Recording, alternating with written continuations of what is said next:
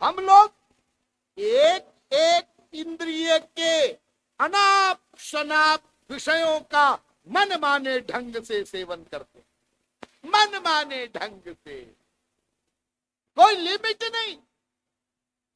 आंख का सब्जेक्ट ये चाहिए, कान का सब्जेक्ट ये चाहिए, नासिका का सब्जेक्ट ये भी चाहिए, रसना का सब्जेक्ट ये भी चाहिए, त्वचा का सब्जेक्ट ये भी चाहिए, और ये मन माने ढंग से अनाप शनाप विषयों का सेवन करके शरीर को बिगाड़ते हैं, मन को बिगाड़ते हैं, बुद्धि को बिगाड़ते हैं, आत्मा को बंधन में डालते हैं। और फिर भी हम ये कहने के लिए तैयार बैठे हैं कि हम पशु थोड़े ही हैं। बिल्कुल ठीक कह रहे हैं आप, हम पशु नहीं हैं, उससे भी नीचे गिरे हुए हैं। आप लोग बुरा नहीं मानेंगे, जिस समय किसी ने इस श्लोक की रचना की थी, आहार निद्रा भय मैथुनंच, उस समय हो सकता है मनुष्यों में पशु पक्षी में ये चीजें बराबर रही हो, लेकिन इस समय तो ऐसा नहीं लगता, क्योंकि सब गड़बड़ हो गया। क्यों गड़बड़ हो गया? ध्यान दीजिए, क्यों गड़बड़ हो गया? अपने ढंग से चलेंगे इसलिए सब गड़बड़ हो गया। इसलिए मैं जरा ये कह रहा हूं कि मेरी राय में ये श्लोक अभी तो ठीक प्रतीत नहीं होता। चलिए और आगे चलें, और एक मार्मिक बात बताऊं आपको। पशु पक्षी आदि जो भोग योनि वाले शरीर हैं, इनको भगवान जीवन निर्वाह के लिए स्वाभाविक ज्ञान देता है। ध्यान देना, जीवन निर्वाह का स्वाभाविक ज्ञान, और मनुष्य को सब कुछ सीखना पड़ता है। जैसे एक बंदर का बच्चा अपने आप पेड़ पर चढ़ना सीख जाता है, मनुष्य को सिखाया जाए, अरे 50 वर्ष भी सिखाया जाए तो बंदर की तरह नहीं चढ़ सकता। गाय का बछड़ा अपने आप तैरना सीख जाता, और मनुष्य यदि न तैरना सीखा हो तो बड़े बड़े IAS ऑफिसर डूब जाते हैं। बकरी का बच्चा 4 दिन का घास चरना सीख जाता। मकान बनाने के लिए मनुष्य कितने लोगों की मदद लेता है, और ये पशु पक्षी अपना घोंसला बिल बांध बना लेते हैं। आपने बया पक्षी का घोंसला देखा होगा, बया का इतनी चतुराई से बनाता है। देखिए कमाल, ऑस्ट्रेलिया से पक्षी उड़ते हैं। ऑस्ट्रेलिया कहां है? और भरतपुर के उद्यान में प्रतिवर्ष आते हैं, और समय होने पर वहां से वापस जाते हैं। उनके पास कोई नक्शा है? उनके पास कोई विमान है? कोई उनको गाइड कर रहा है? कैसे आते? आते जी, कमाल है उनके ज्ञान का। कैसा उनके पास ये ज्ञान है? हाँ है। किसी के घर में चोरी हो गई और चोर भाग गए, जी हाँ, पुलिस वाले आए, हाँ, अरे भाई वो चोर भागे, किधर गए, इधर गए, उधर गए, किधर गए। घर के लोग भी खड़े हैं, मोहल्ले के लोग भी खड़े हैं, आए तो थे, खटर पटर तो हमने भी सुनी, बस अभी अभी भागे।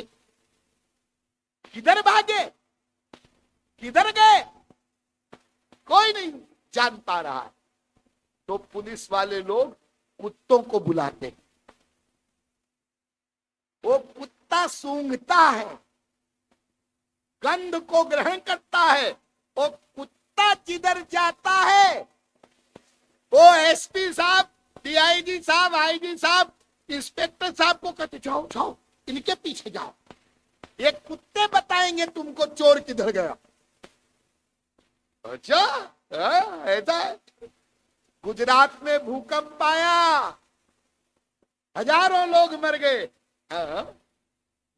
सैकड़ों लोग मलबे में दब गए, हाँ। अब वो मलबा जो पड़ा था उसमें कहां कोई व्यक्ति दबा हुआ है जीवित, कैसे पता चले?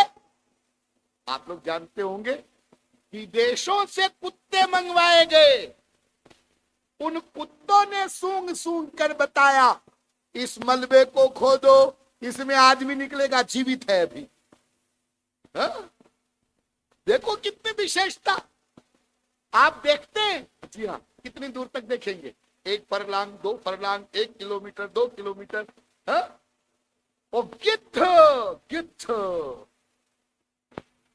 सैकड़ों किलोमीटर दूर देख लेता है, ऐसी उसकी दृष्टि है। क्या है मनुष्य शरीर में? अरे मनुष्य शरीर में तो कोई विशेषता नजर ही नहीं आती। जितनी सुंदरता है वो सुंदरता भी सारी भगवान ने पशु पक्षी के शरीर में रखी है। मनुष्य के शरीर में कोई सुंदरता है?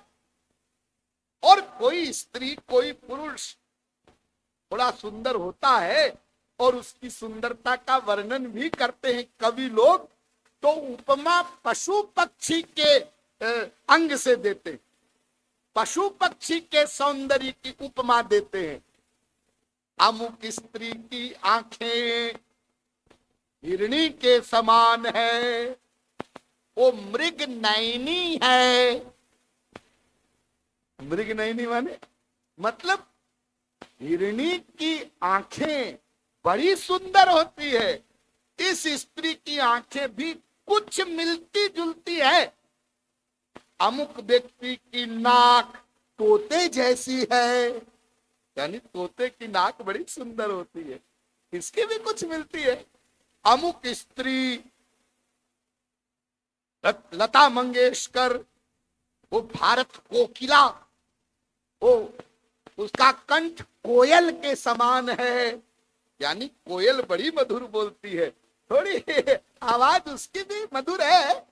अमुक व्यक्ति के कंधे सिंह के समान है, अमुक की कमर सिंह के समान है, अमुक व्यक्ति की चाल हाथी के समान है, उसकी चाल हंस के समान है। ये देखो सारा सौंदर्य पशु पक्षी में है, मनुष्य के शरीर में क्या है जी? चलो और थोड़ा आगे बढ़े। गाय क्या खाती? घास,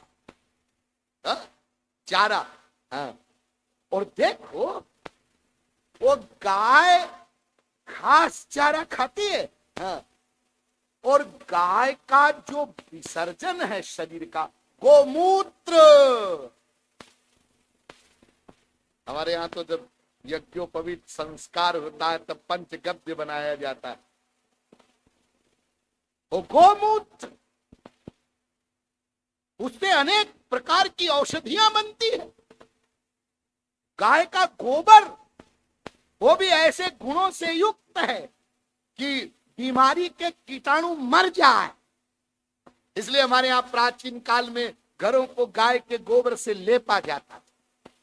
उसका विसर्जन मल मूत्र वो भी उपयोगी है, हाँ। और जब वो शरीर छोड़ देते हैं तब भी उनके शरीर का हर भाग उपयोगी है। चमड़ा भी काम आता है, हड्डी भी काम आती है, सींग भी काम आते हैं, सब काम आते हैं। और हम लोग मनुष्य 56 प्रकार के व्यंजन खाते हैं, खूब बढ़िया बढ़िया खाना खाते हैं। हमारे शरीर का जो विसर्जन है उसको ठिकाने लगाने के लिए प्रबंध करना पड़ता है। ऐसा डरती शरीर, इतना गंदा। अरे मनुष्य का बच्चा इतना कमजोर होता है, सबसे कमजोर मनुष्य का बच्चा, और उसका यह हाल है, यदि भेड़िए के पास रख दो नवजात शिशु को तो भेड़िए के जैसे गुर्राने लगता है, और हिरण के पास रख दो तो वैसे छलांग भरने लगता है। आप लोग कहेंगे स्वामी जी आप जो विवेचन कर रहे हैं इस विवेचन से तो ये लगता है कि 84 लाख प्रकार के शरीरों में संभवतया सबसे निकृष्ट शरीर मनुष्य का है। और आप तो कल बता रहे थे कि वेद से लेकर के रामायण तक सब धर्म ग्रंथ कहते हैं कि मानव देह सर्वश्रेष्ठ है। तो इसका मतलब तो ये हुआ कि ये जो ग्रंथों में लिखा है ये ऐसे ही अंड बंड लिख दिया है और मनुष्यों ने तो लिखा है तो अपनी तारीफ लिख दिया। तो इसका मतलब ये है कि ये ग्रंथों का वर्णन सही नहीं है। नहीं नहीं, ऐसा नहीं है। वो ग्रंथों में जो वर्णन किया है वो बिल्कुल सही है। इतनी गड़बड़ियां मानव शरीर में इस समय हमें दिखाई पड़ रही हैं, लेकिन फिर भी सर्वश्रेष्ठ मानव देह ही है। क्यों क्यों मानव देह सर्वश्रेष्ठ है? इसलिए है क्योंकि उसकी एक बड़ी भारी विशेषता है। वैसे दो विशेषताएं हैं, लेकिन पहली विशेषता सुनो, दूसरी हम आगे बताएंगे। ज्ञानम ही तेषा मधिको विशेषो ज्ञानेन हीना पशुभिस्तमाना। मानव शरीर में ज्ञान का विशेष प्राकट्य होता है। ध्यान दीजिए, पशु पक्षी आदि जो योनियां हैं इनमें ज्ञान का प्राकट्य न्यून होता है। ध्यान दीजिए, खाना पीना, सोना जागना, बच्चे कच्चे पैदा करना, हाँ, बस ये सामान्य ज्ञान उनमें होता है। और वो भी अलग अलग शरीर के अनुसार। जैसे जीवात्मा कुत्ते के शरीर में गई, हाँ, तो कुत्ते के शरीर के अनुसार ज्ञान उसमें प्रकट हो जाएगा। कैसे भौंकना है, कैसे भागना है, कैसे काटना है, कैसे पूंछ हिलाना है, ये ज्ञान प्रकट हो जाएगा। इतना ही। और वही जीवात्मा कुत्ते के शरीर से कबूतर के शरीर में चली गई, हाँ हाँ, तो कबूतर के शरीर के अनुसार उसमें ज्ञान प्रकट हो जाएगा, हाँ हाँ। लेकिन वही जीवात्मा जब मानव शरीर में आती है तब उसमें ज्ञान का विशेष प्राकट्य होता है। उसमें ज्ञान शक्ति की प्रधानता है। इसलिए तुलसीदास जी कहते हैं, हित अनहित पशु पक्षी जाना, मानुष तनु गुण ज्ञान निधाना। इसलिए जो मनुष्य ज्ञान से रहित है वो मनुष्य कहलाने योग्य नहीं है। इसलिए भर्तृहरि जी महाराज कहते हैं, ये शाम न विद्या न तपो न दानम, ज्ञानम न शीलम न गुणो न धर्म, ते मृत्यु लोके भूविभार भूता, मनुष्य रूपेण मृगाश्चरन्ति। लो, यहां तक कह दिया, जो मनुष्य ज्ञान विहीन है वो बिना सींग पूंछ का पशु है और भार रूप में पृथ्वी पर विचरण करता है। यानी मनुष्य है तो ज्ञान युक्त होना चाहिए, वरना पशु है। एक पाश्चात्य दार्शनिक हुए हैं, आपने उनका नाम सुना हो संभवतया, बर्टन रसल। उन्होंने बहुत सुंदर एक बात कही, बहुत सुंदर। Life devoted only to life is animal, without any real human value incapable of preserving man permanently from weariness. क्या कह रहे हैं? Life devoted only to life, माने केवल जीने के लिए जीना पशुवत है। जीने के लिए जीना। हम लोग क्या कर रहे हैं? हमारे जीवन में क्या है? यदि हमारे जीवन में केवल इतना है, हम कमाते हैं, खाते हैं, मकान बनाया है, हमारे बच्चे हैं, बच्चों को हमने पाला है, उनको पढ़ाया लिखाया, हमारे नाती पोते। अच्छा, और क्या? बस यही है ना? यानी कमाना, हाँ, खाना, हाँ, सोना, हाँ, बच्चे पैदा करना, हाँ, बच्चों को पालना, हाँ, एक आध मकान बना लेना, हाँ, और फिर राम नाम सत्य हो जाना। यही जीवन है। तुमने इतना ही किया है या यही कर रहे हो? हाँ, तो तुम्हारे में और पशु में क्या अंतर?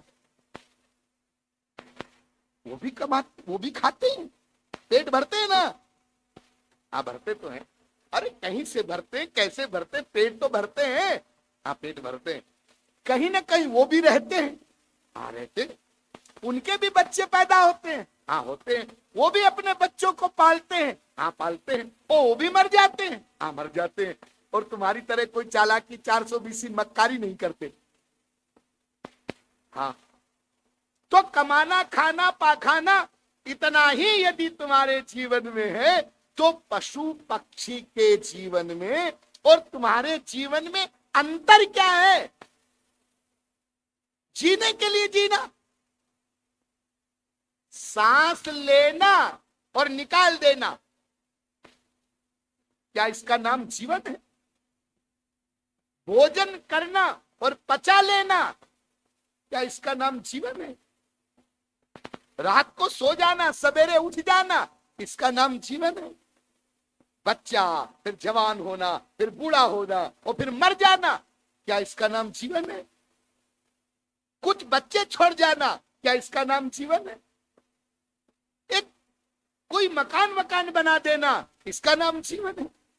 अरे ये तो पशु पक्षी भी कर लेते हैं और यंत्र भी कर लेते, यंत्र भी कर लेंगे। ये जीवन है। जीवन किसको कहते हैं? जो मनुष्य को, जीव को स्थायी रूप से हवा तवी से उत्तीर्ण कर दे, दुखों से सदा के लिए छुटकारा हो जाए, उसको जीवन कहते।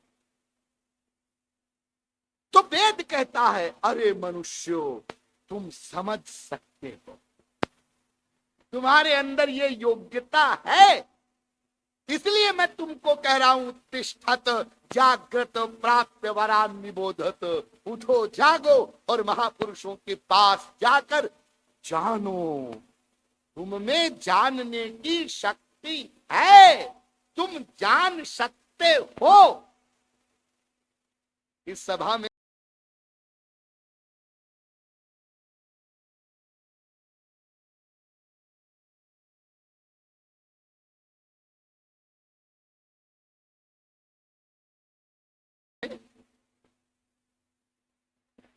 कोई गधा आके खड़ा हो जाए, पहली बात तो गधे को यहां कौन आने देगा? कोई आने नहीं देगा ना। फिर भी मान लो आप लोग प्रवचन सुनने में तल्लीन है, कोई गधा आके खड़ा हो गया, हाँ हो गया। अब दो चार कार्यकर्ता उठे उस गधे को बाहर निकालने के लिए, निकालो। स्वामी जी ने कहा, भाई क्यों निकालते हो? अभी तो पंडाल खाली पड़ा है, रहने दो बेचारे को, हाँ खड़ा रहने दो इसको भी।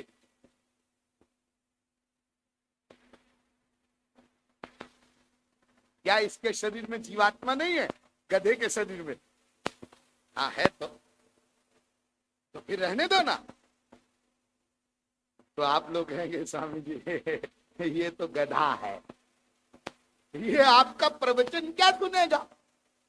क्यों, गधे के कान नहीं होते क्या? लंबे लंबे बड़े बड़े कान होते हैं, क्या गधा सुनता नहीं है? हाँ सुनता है। क्या गधा देखता नहीं है? हाँ देखता भी। क्या गधा खाता नहीं है? हाँ खाता भी। हाँ? अरे सब कुछ तो हमारी तरह, हमारे 5 ज्ञानेंद्रियां है, उसके भी 5 ज्ञानेंद्रियां, उस शरीर में भी आत्मा, वो भी उसमें काम भी है, क्रोध भी है, वो भी सब कुछ है। सारी चीजें, तुम्हारे शरीर को काटो खून निकलता है, गधे के शरीर को काटो उसमें भी खून निकलता, बराबर सब कुछ है। और इसलिए आप लोगों को ये भी समझना चाहिए, ये भी एक बहुत इंपॉर्टेंट पॉइंट है कि तुम्हारे पास 5 ज्ञानेंद्रियां है, तुम्हारे पास कर्मेंद्रियां है। इसी प्रकार से गधे कुत्ते बिल्ली के पास है, तो जैसे तुम आत्मा हो ऐसी ही आत्मा उस शरीर में भी है। समझ जाओ, समझ जाओ, कोई अंतर नहीं। और इसलिए यह भी समझ जाओ कि उस गधे के शरीर में जो आत्मा है वो अपने कर्म के अनुसार है, इसलिए तुम्हारा कर्म भी यदि गधा बनने का होगा तो गधे बनोगे। समझ जाना चाहिए। और कल मैंने आपको बताया था कि अनंत बार हम कूकर शूकर कीट पतंग बन चुके, और ये मानव शरीर भी ऐसे ही गया तो फिर बनेंगे। तो स्वामी जी कह रहे अरे भाई ये गधा तुम्हारी तरह, सुनने दो इसको प्रवचन। तो आप में से कोई समझदार व्यक्ति बोलेगा कि स्वामी जी आपकी सारी बातें सही है, इस गधे के कान भी है और ये सुनेगा भी, लेकिन ये समझेगा नहीं। ध्यान दीजिए, ये समझेगा नहीं। तो क्या आप ये कहना चाहते हैं कि जो प्रवचन न समझे वो गधा होता है? आप लोग तो सब समझ रहे हैं, और अब आप में से कोई व्यक्ति नहीं कहेगा मुझे समझ में नहीं आया।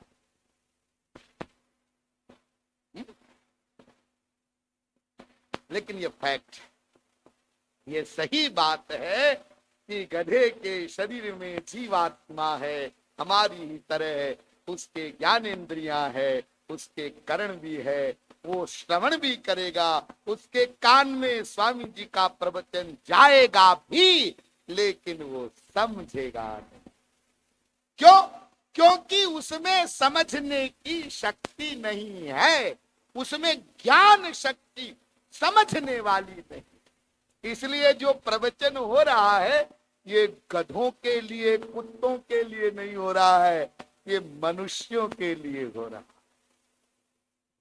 मनुष्य समझ सकता, इसलिए सब मनुष्यों के लिए आह्वान है, आप यहां पधारिए, आइए, सुनिए, समझिए। कौन आवे? सब, कोई भी, कोई भेदभाव नहीं।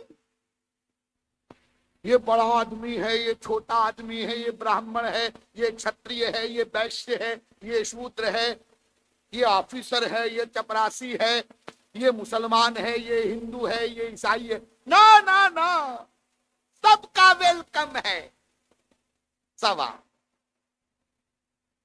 जो पहले आ जाए आगे बैठ जाए, बाद में आवे पीछे बैठ जाए। तो वेद कहता है अरे मनुष्यों तुम समझ सकते हो, इसलिए मैं तुमको कह रहा हूं कि जल्दी करो, समझो, समझने में आलस्य मत करो। सिद्धांत बलिया चित्ते न कर आलस। गौरांग महाप्रभु कहते हैं सिद्धांत का तत्व ज्ञान प्राप्त करने में आलस्य मत करो। नहीं ज्ञानेन सदृशम पवित्रमिह विद्यते, गीता भी कहती, ज्ञान के समान और कुछ पवित्र नहीं। शास्त्रे युक्त च निपुण सर्वथा दृढ़ निश्चय प्रौढ़ोधिकारी स भक्ता उत्तमो मतः भक्त सामृत सिंधु। शास्त्र से, युक्ति से, प्रमाण से, तर्क से, हर प्रकार से भगवत विषय को ठीक ठीक समझ लो, तब तुम आगे बढ़ सकोगे। और अध कचरा ज्ञान होगा तो आगे नहीं बढ़ सकोगे। थोड़ा चलोगे फिर पीछे हटोगे, फिर चलोगे फिर पीछे हटोगे। अस्तु, ये मानव देह में ज्ञान की विशेषता है। आप लोगों ने रामचरितमानस का उत्तरकांड का वो प्रसंग पढ़ा, सुना होगा। बहुत सुंदर एक प्रसंग है। गरुड़ जी महाराज ने कागभुषुंडी जी से 7 प्रश्न किए थे, कुल जमा टोटल 7 प्रश्न।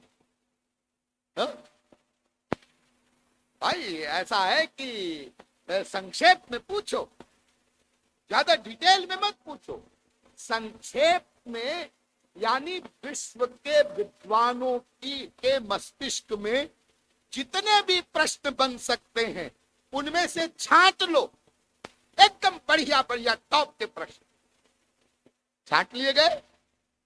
तो गरुड़ जी ने 7 प्रश्न छांटे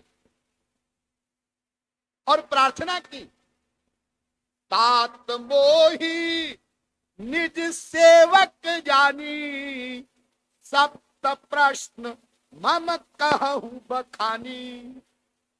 कागभुषुंडी जी, मुझे अपना सेवक जान करके, यानी विनम्रता पूर्वक, अब मुझे आप 7 प्रश्न का उत्तर दें।